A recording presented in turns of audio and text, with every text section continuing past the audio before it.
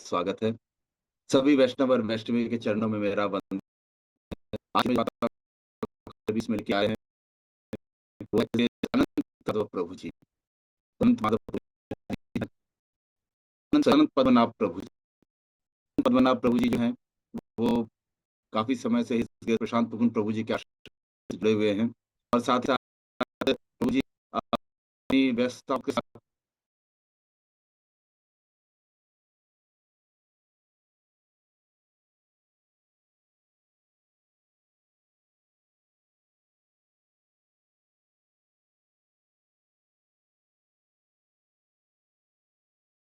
श्रील प्रभुपाद ने क्या कहा उसे कैसे समझे और कैसे अपने जीवन में उतारे।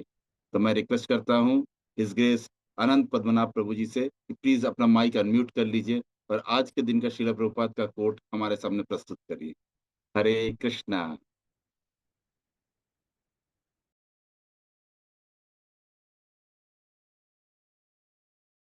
हरे कृष्ण प्रभु जी। वाञ्छकल्पतरुभ्यश्च कृपा सिन्धुभ्यः च पतितानां पावनेभ्यो वैष्णवेभ्यो नमो नमः। सभी वैष्णव भक्तों के चरणों में मेरा सादर प्रणाम। आज का कोट श्रीला प्रभुपाद का होनोलुलु 5 मई 1976। आवाज आ रही है प्रभु जी? यस प्रभु जी, आवाज आ रही है। Thank you. There is distinction even in wood. There are so many jungle woods. We can use it for cooking, but the sandalwood, which is so valuable, if we do not know what is the value of sandalwood, if we use it for cooking and burning, blah, blah. Similarly, if we use this human form of life exactly like the cats and dogs, simply for sense gratification, then we are committing suicide. शिल प्रभुपाद इस उपदेश में समझाते हैं कि मनुष्य जीवन अत्यंत दुर्लभ है और ये केवल भौतिक सुख भोगने के लिए नहीं मिला। यदि हम इस जीवन को केवल खाने, सोने, भय और मैथुन में ही व्यर्थ कर देते हैं तो हम अपने वास्तविक उद्देश्य को खो देते हैं। वे विशेष रूप से कहते हैं कि समय बहुत मूल्यवान है, एक क्षण भी वापस नहीं आता, इसलिए हर क्षण को भगवान श्री कृष्ण की सेवा और स्मरण में लगाना चाहिए।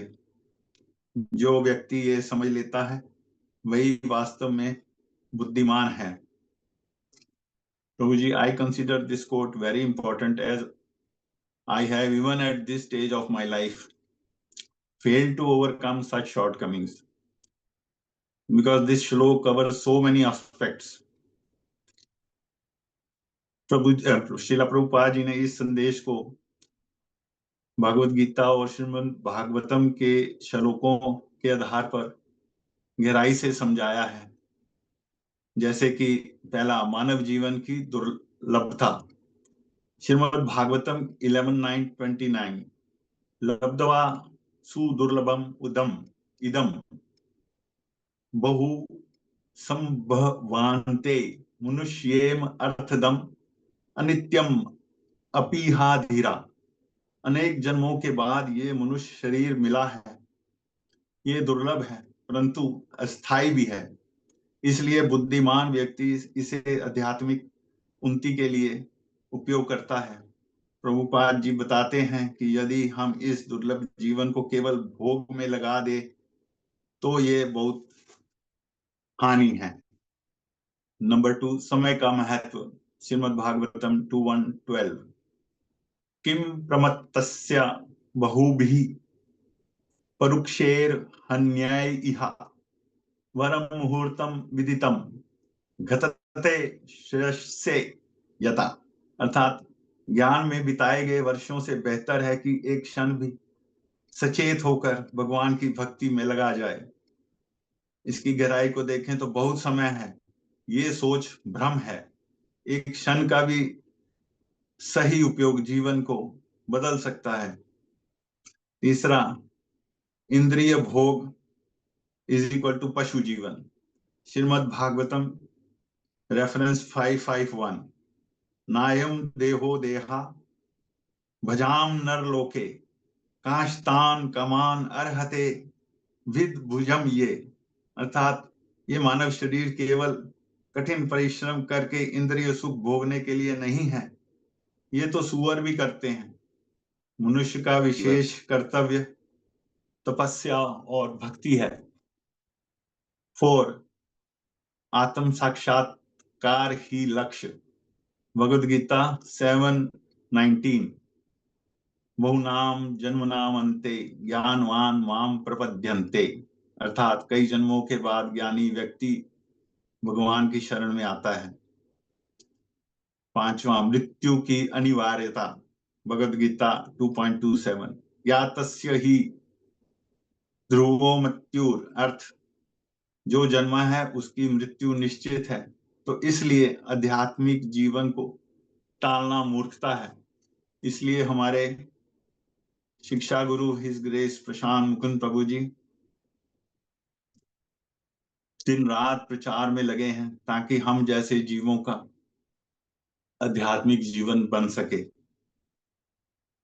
6वां हमेशा भगवान का स्मरण। भगवद गीता 8.7 तस्मात् सर्वेषु कालेषु माम अनुस्मर युध्याचे। अर्थ हर समय मेरा स्मरण करो और अपना कर्तव्य को निभाओ। इसमें प्रैक्टिकल टीचिंग ये है, केवल जंगल जाकर भक्ति नहीं, अपना काम करते हुए भी कृष्ण को याद रखा जा सकता है। 7वां सर्वोच्च धर्म क्या है? श्रीमद् भागवतम सैवा सा वै पुंसाम परो धर्मो यतो भक्तिर अधोक्षजे। सबसे श्रेष्ठ धर्म वही है जिससे भगवान के प्रति निष्काम भक्ति उत्पन्न हो। 8वां जीवन की अस्थिरता। श्रीमद् भागवतम 10:14-58 समाश्रिता ये पदा पल्लव प्लवम। अर्थात जो भगवान के चरणों में शरण ले लेते हैं वे इस संसार के महासागर को आसानी से पार कर लेते हैं। तो कंक्लूजन ये है, श्रील प्रभुपाद जी का 5 मई 1976 का संदेश इन सभी शास्त्रों का सार है। यानी कि पहला, मानव जीवन दुर्लभ है, समय अत्यंत बलवान है, इंद्रिय भोग में जीवन व्यर्थ करना आत्महानि है, मृत्यु निश्चित है, इसलिए देरी नहीं, हर समय कृष्ण का स्मरण और मुक्ति ही समाधान है। प्रभु जी ये है, मेरा तो कुछ भी नहीं है, मैं सिर्फ कॉपी पेस्ट किया है शास्त्रों से। अगर मेरे में कुछ ज्ञान होता तो मैं इसको देख के ना ऐसे ही कर पाता, पर मैं ये प्रभु जी की कृपा है, उनसे जुड़ा हूँ, तो कम से कम आप सब जैसे शुद्ध भक्तों की वाणी सुनने को मिलती है रोज रोज। बस यही शायद मेरे इतने ही कर्म होंगे। धन्यवाद। हरे कृष्ण। हरे कृष्णा। हरे प्रभु, ये आपने सारा पूरा प्रभुपाद का जो कोट है उसको बड़े ही पॉइंट वाइज आपने अलग अलग करके समझाया है, और हर पॉइंट का आपने शास्त्र प्रमाण प्रस्तुत किया है। बहुत ही सुंदर वे में आपने एक्सप्लेन किया है। तो मुझे अभी याद आ रहा है कि बेसिकली इसका बड़ा सुंदर चैतन्य चरितामृत में आता है कि मनुष्य जन्म पाइया राधा कृष्ण ना भजिया, जानिया सुनिया विष खाइनु। ऐसा कहा जाता है कि अगर कोई व्यक्ति मनुष्य का जन्म मिल गया और राधा कृष्ण को नहीं भजा, तो उसका बेसिकली जानबूझ के उसने विष खाया है। मतलब नोइंगली पॉइजन लेने वाली बात है। तो अगर हम लोग सिर्फ इंद्रिय तृप्ति में लगे हुए हैं तो इसका मतलब है कि हम नोइंगली पॉइजन को ले रहे हैं और उसको एंजॉय कर रहे हैं। लेकिन ultimately poison will show its effect, उसका असर हमें दिखेगा ही दिखेगा, आज नहीं तो कल वो पॉइजन अपना रंग दिखाएगी। तो इसलिए भगवान की भक्ति के अलावा मनुष्य जीवन का और कोई उद्देश्य नहीं है। और रोज सुबह भी तो हम लोग ये बोलते ही है ना कि हमारे जीवन का परम लक्ष्य है भगवान के चरणों में प्रीति, शीघ्र अतिशीघ्र प्राप्त हो। तो हमारे उद्देश्य तो हम लोग रोज बार बार रिपीट इसीलिए कराया जाता है कि कहीं भूल ना जाए इसको। तो main purpose is this only. तो बहुत ही सुंदर आपने एक्सप्लेन किया प्रभु जी। तो थैंक यू सो मच प्रभु जी for your explanation. Hare Krishna. प्रभु जी, thanks all goes to Srila Prabhupada, His Divine Grace A.C. Bhaktivedanta Swami Prabhupada. He is anmol gift to this mankind, in our age at least. He has given us so many shastras, but still, because our, our bhog vilas and all that, we still are not 100% devoted. So maybe, as I said earlier, also some in some other birth, maybe I don't know when, we will be 100%, I mean, toward paying attention towards Lord's feet. Hare Krishna. Right, जैसा आपने बताया भगवत गीता में भगवान बोल रहे हैं ना, बहुनाम जन्म जन्मांते ज्ञानवान माम प्रपद्यते, वासुदेव सर्वमिति स महात्मा सुदुर्लभ। तो ये दुर्लभ है, ये आपने जो बोला है, इट्स कठिन, इट्स नॉट वेरी इजी। लेकिन हाँ, प्रयास से हर चीज मुमकिन है, हम कोशिश कर सकते हैं। और जीवन के किसी भी स्टेज में आके इसको, कृष्ण कॉन्शियसनेस को अपनाया जा सकता है। और हमें पता नहीं है कि भगवान हमारे किस क्रिया से भगवान प्रसन्न हो जाए। और अगर अगर भगवान की कृपा हुई, गुरु की कृपा हो जाती है, तो वैसे भी हम लोग, प्रभु जी भी हमेशा बताते हैं, प्रशांत प्रभु जी, की अपने प्रयासों से कर पाना तो बहुत मुश्किल है। तो साधन सिद्ध होना इज वेरी वेरी डिफिकल्ट।